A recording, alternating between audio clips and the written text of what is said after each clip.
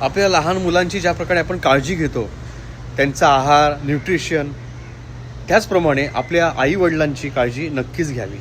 कारण की त्यांनी पण आपली तशीच काळजी घेतलेली आहे. परंतु बऱ्याचदा कामाच्या ओघामध्ये आपलं करिअर, घर, बँक बॅलन्स, त्याचप्रमाणे सेविंग, ह्या सर्व गोष्टीच्या गडबडीमध्ये आपण त्यांच्या आहाराकडे लक्ष द्यायचं विसरून जातो.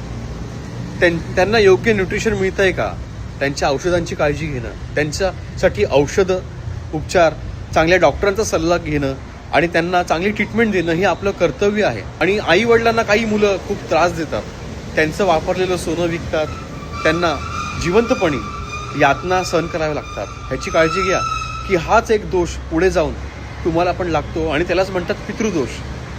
आईवडिलांना त्रास देणं नकळतपणे हा देखील खूप मोठा पितृदोष जिवंतपणे तुम्ही ओढून घेता. त्यांच्या डोळ्यातनं निघालेला एक अश्रू तुमचे करोडो पुण्य धुवून टाकतो. लक्षात घ्या, याची काळजी घ्या.